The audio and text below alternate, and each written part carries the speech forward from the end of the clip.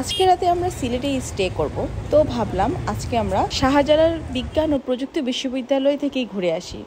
অমিতদার থেকে শুনলাম এই বিল্ডিংটার একটা স্পেশালিটি আছে।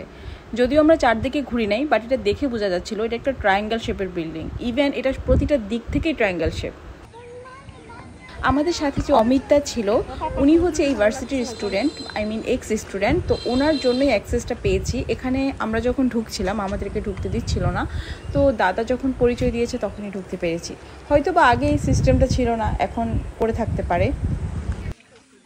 সাস্ট হচ্ছে একমাত্র বিশ্ববিদ্যালয় বাংলাদেশে যার পাহাড়ের টিলায় শহীদ মিনার। তো আমরা সেটাই ঘুরতে যাব এখন।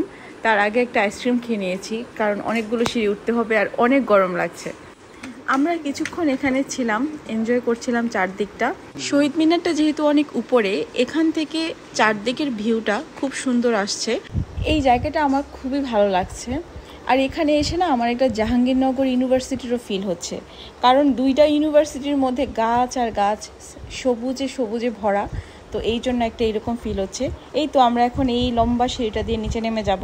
এখানে কিন্তু অনেকগুলো সিঁড়ি, নামতে অনেকটা কষ্ট হচ্ছিল, যেহেতু অনেকদিন প্র্যাকটিস নেই এত উঁচা সিঁড়ি থেকে নামা।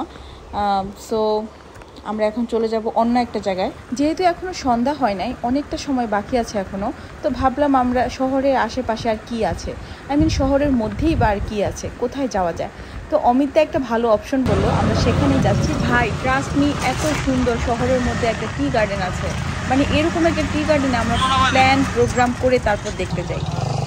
আমরা এখন আসলাম Rakib Rabeya tea garden, most probably এটাই নাম হবে। তো এটা একদম সিলেট শহরের মধ্যে, এত সুন্দর একটা গার্ডেন, অতুলনীয় সুন্দর। চলে এলাম একটা চা বাগানে,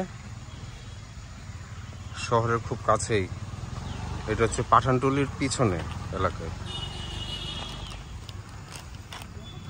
আমার কই সূর্যাস্তের মুহূর্তটা একদম চমৎকার করে তুললো এই চা বাগানের অঞ্চলটা।